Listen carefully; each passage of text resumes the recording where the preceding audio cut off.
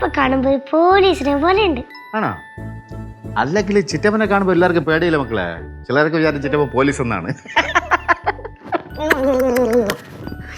ഇനി വരുമ്പോഴേ കുഞ്ഞമ്മയും പിള്ളേരെയൊക്കെ കൊണ്ടുവരണേ. പിള്ളേരാ? യാത് പിള്ളേര്? കൺമണി ചേച്ചിയും കാത്തു ചേച്ചിയും. ആ അങ്ങനെ പറ, അല്ലാതെ പിള്ളേരെന്നാ? നീ കൊള്ളാല്ല. பாரு நீ புட்டு மட்டும் தானே சாப்பிட்ட? പുട്ട് മാത്രല്ലേ തന്നുള്ളൂ. அது கரெக்ட். இப்ப பால் எடுத்து வச்சிருக்கேன், வந்து குடி. എനിക്ക് വേണ്ട ആന്റി.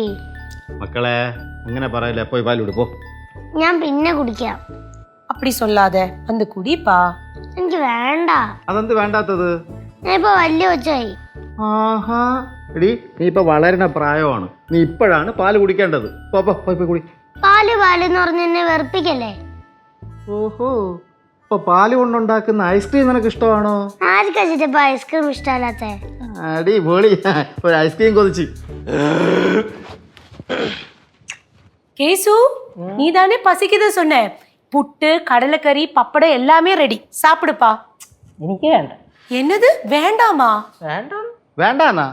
ആ കൊച്ചു സ്നേഹത്തോടെ ഒന്ന് വിളിക്കാല്ലടാ. അത് നിന്റെ പുറകെ നടക്കേണ്ട വല്ല കാര്യമുണ്ടോ? ഇപ്പൊ കേടപ്പടാ. ഞാൻ കഴിച്ചു പോയിട്ടാ. ഇനി ഞാൻ അങ്ങനെ കഴിക്കും. എവിടെ നിന്ന് കഴിച്ചത് നീ? ഹോട്ടലിൽ നിന്ന് കഴിച്ചു. നീ എങ്ങനെയാ ഹോട്ടലിൽ പോയി കഴിച്ചത്? ഇവിടെ ഉണ്ടാക്കി വെച്ചിട്ടില്ലേ? നീ അങ്ങോട്ട് ഇറങ്ങിയതെല്ലാം റെഡിയായി. നീ ഇപ്പൊ ഹോട്ടലിൽ പോയി കഴിച്ചാലേ നാട്ടുകാരെന്ത് വിചാരിക്കൂടാ?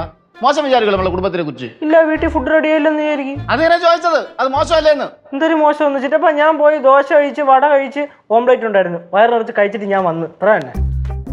നീ ഹോട്ടലിൽ നിന്ന് ഫുഡ് കഴിച്ചോ? കഴിച്ച്.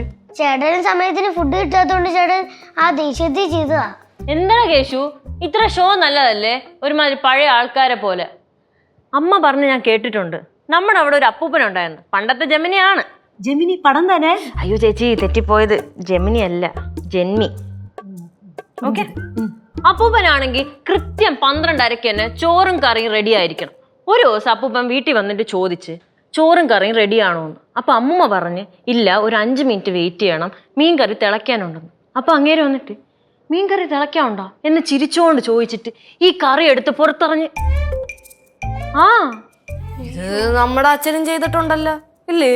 അല്ല, നമ്മളെ കുടുംബത്തിൽ ഇതുപോലെ കുറെ പേരുണ്ട്. അല്ല, ഇപ്പൊ ഇതൊക്കെ എന്തിനാ ഇവിടെ പറയണേ? ഞാൻ അങ്ങനൊന്നും ചെയ്തില്ലല്ലോ. ഞാൻ പുറത്തെ ഫുഡ് കഴിച്ചല്ലേ ഉള്ളു. ഫ്ലവേഴ്സ് ടിവിയുടെ സ്മാർട്ട് ഷോയിൽ പങ്കെടുക്കാൻ നിങ്ങളെ ക്ഷണിക്കുന്നു. ഉടൻ തന്നെ ഈ നമ്പറിലേക്ക് വിളിക്കുക.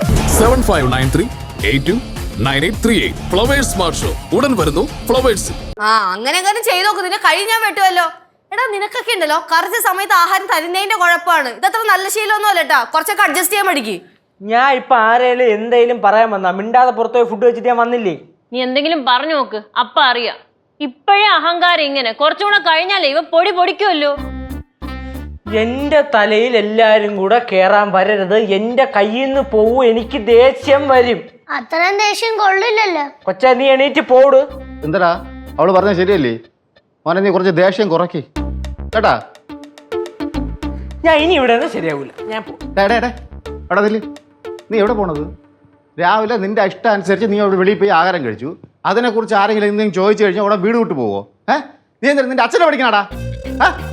ഇത് എപ്പം നോക്കിയാലും ഈടായിട്ട് ഭയങ്കര പ്രശ്നമാണല്ലോ. ഒന്ന് പറഞ്ഞ് രണ്ടാമത്തിന് അച്ഛന്റെ പേരിനകത്ത് വലിച്ചേക്കണം. ഇനി ആരെങ്കിലും അച്ഛന്റെ പേരിനകത്ത് വലിച്ചേക്കണം. വിളിച്ചു പറയാൻ എനിക്ക് അറിഞ്ഞോട്ടെ.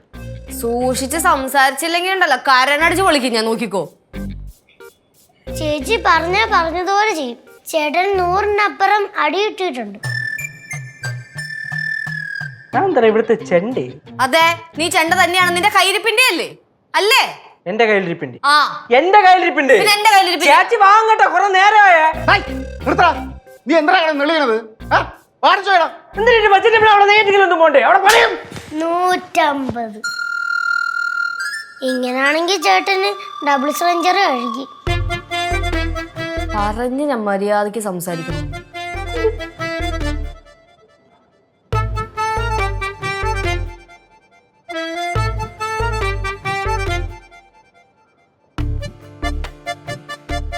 எதுக்கு லடிச்சோ அடிச்சேன்.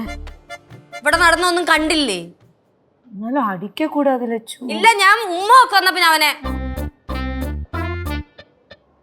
നല്ല ആവശ്യമുണ്ടോ? പാൽ കുടിക്കണം വാ. ഫ്ലവേഴ്സ് ടിവിയുടെ സ്മാർട്ട് ഷോയിൽ പങ്കെടുക്കാൻ നിങ്ങളെ ക്ഷണിക്കുന്നു.